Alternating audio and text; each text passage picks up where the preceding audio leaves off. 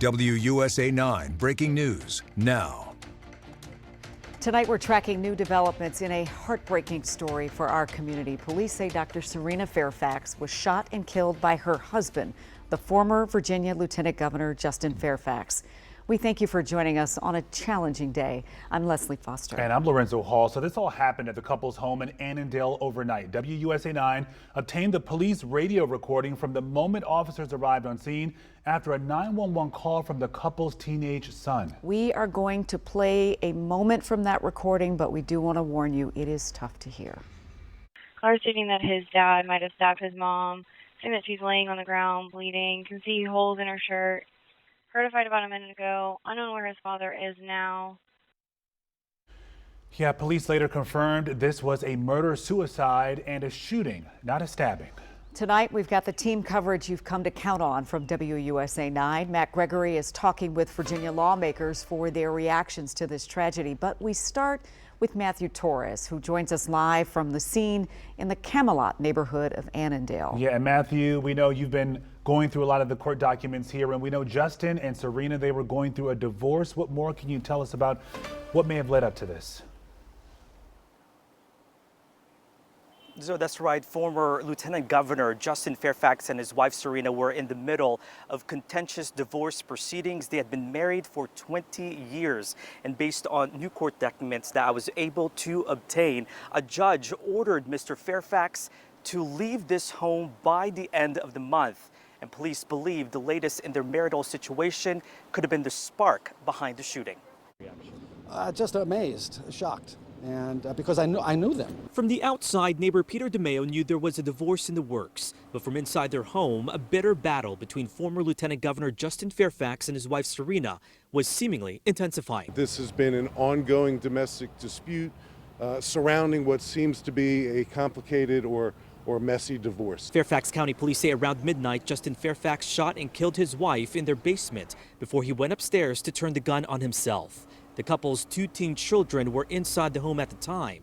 One of them called 911. Anything like this is upsetting, and then you think about the children, because their futures are big time changed. The shootings happened less than a month after a custody hearing. In court documents, Serena says her husband was struggling with alcohol use. The court filings describe him as having completely withdrawn from loved ones, failing to pay bills and unable to perform day-to-day tasks after he left office in 2022. In his order, the judge said losing his bid for Virginia Attorney General in 2013 and sexual assault allegations against him in 2019 that affected his political aspirations affected Justin. According to court filings, Justin bought a gun using money meant for his children's horseback riding lessons and had to be calmed down when he was found in the park with that gun. Despite mental health concerns and an inability to be a proper caregiver, the judge ordered the couple to have joint legal custody of their kids, allowing him unsupervised visitation. Former Lieutenant Governor Fairfax was recently served some paperwork associated with an upcoming court proceeding.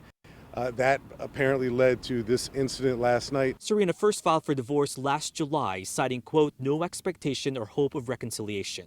They had separated roughly a year earlier, but were still living in the same home. Her complaint says there was a post-nuptial agreement, but Justin failed to follow those terms.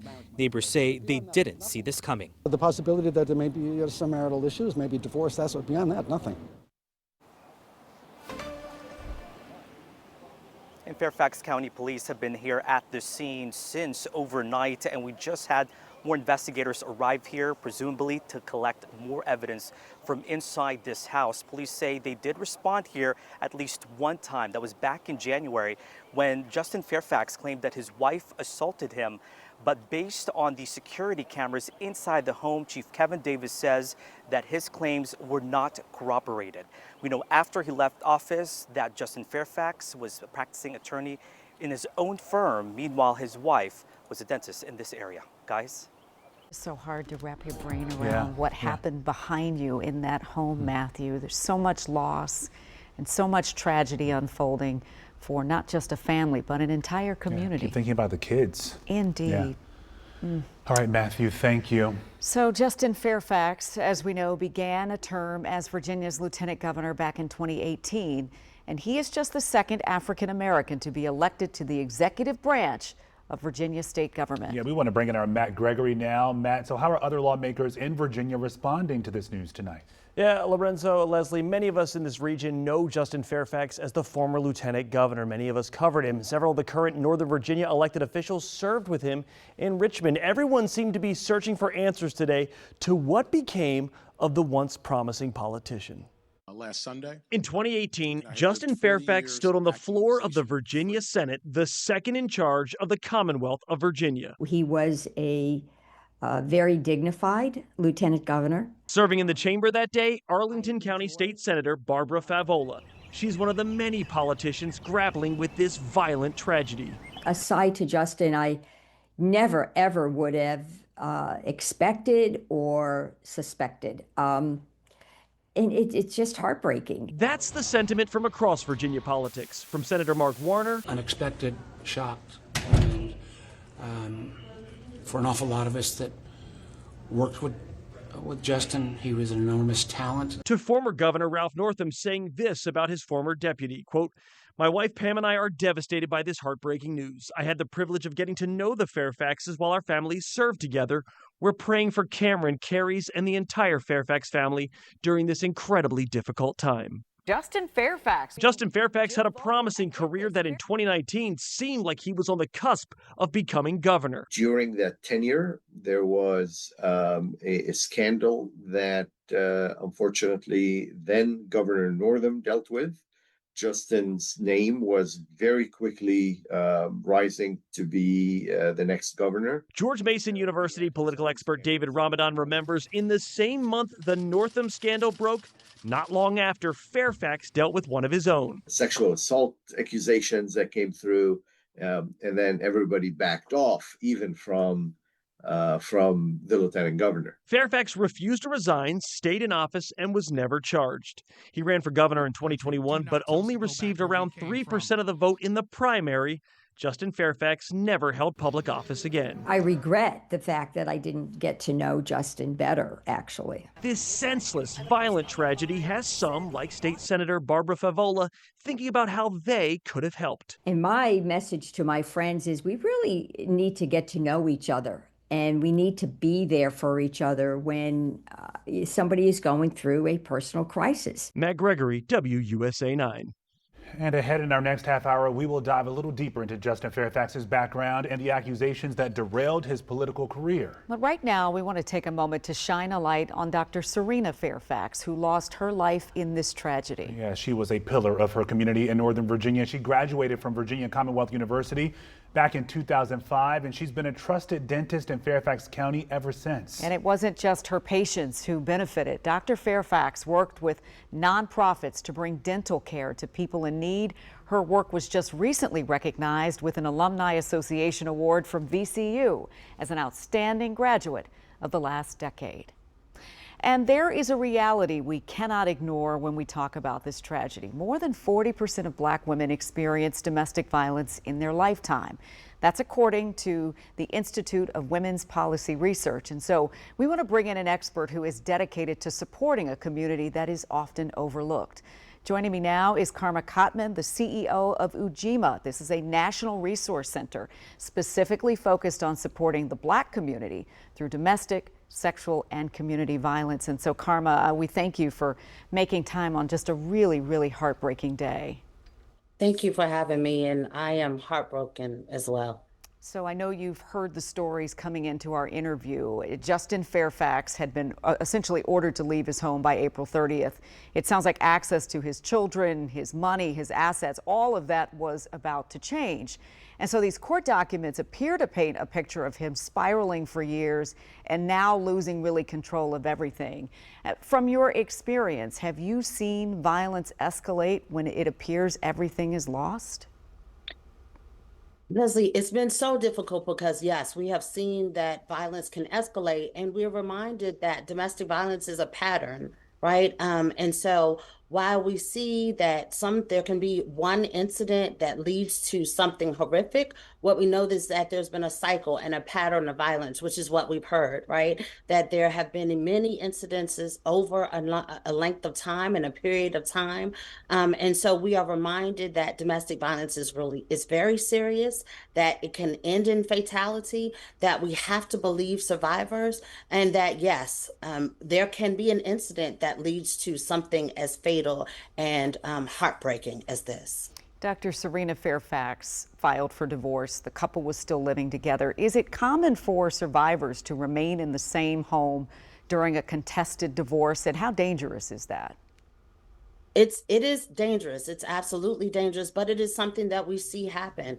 Um, Survivors have to make choices not only about their own safety, but about the safety of their children, about the surrounding for their children, about taking their children from their school and from their natural environment. And so survivors often make the choice to keep their children safe, to keep their children in an environment that feels comforting, into an environment that feels normal, particularly in an instant like this when this family has lived publicly, has had such incredible upheaval. This mom might and did, it seems like, make a choice to sacrifice her safety for the livelihood of her children. You know, whenever we do these kinds of stories about domestic violence, and Chief Davis said this during his press conference earlier today, that there are some red flags that people may not have fully realized.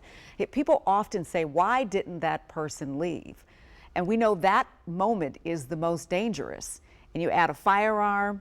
And I'm just curious, because I'm looking at the statistics here from your organization, which are staggering. When you add a firearm, what does that mean for Black women specifically? For Black women, we are 6 times more likely to die as a result of domestic violence, particularly when there is a firearm available. And so what we know is that the possession of access to a firearm often leads to harm for Black women. And I have to repeat this over and over again because one of the very first things we know that survivors encounter when they talk about domestic violence is this question like, why didn't you leave? And what we know from experience, what we know from survivors is that moment when a survivor chooses to seek safety, to share what has happened in their relationship, that is the moment that their relationship becomes the most dangerous.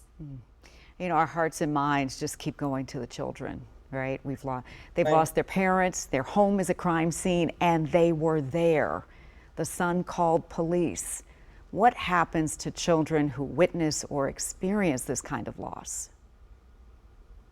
I think that is what just gives me so much pain and so much pause. We know that these children's lives will never be the same.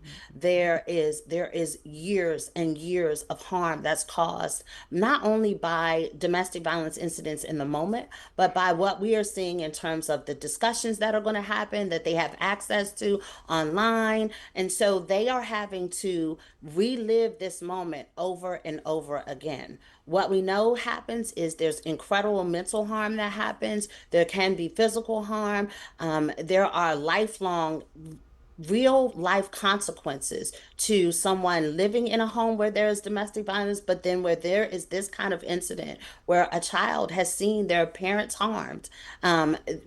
It's irreparable. Before you leave, because we've got you here and you never know who's watching and who might see this and might be moved to do something differently, what is the one thing you want people to know who may need help? The one thing that I want people to know is that we have to believe survivors when they tell us. Very often we hear or we think that a survivor looks like a particular thing or should say a particular thing. And what I remind people over and over again is that there is no face to domestic violence. It can impact any of us. So if someone tells you, believe them. Figure out and learn about resources that are available to yourself, to your family, to your friends. Know the domestic violence hotline, which is 1-800-799-SAFE. You can visit our website to learn about other resources, but also become aware. Understand what is happening in relationships. And when someone comes to you and they say that something has happened, we've got to believe them. We've got to trust them. Karma Kottman, CEO of Ujima, we thank you for your voice and your work on this. And again, all of us are thinking of the entire Fairfax family tonight in the wake of just this devastating loss. Thank you. And of course, you just heard Karma mention this. When we cover stories like this, there are so many questions. How do we move forward? How do we prevent these things from happening again? Well, we can start by reminding you that there's help available. There are some resources on your screen right now. The National Domestic Violence Hotline is 1-800-799-SAFE. You can also chat with someone live at thehotline.org or text the word START to 88788. These resources are available 24 hours a day, 7 days a week. And remember, you are never alone.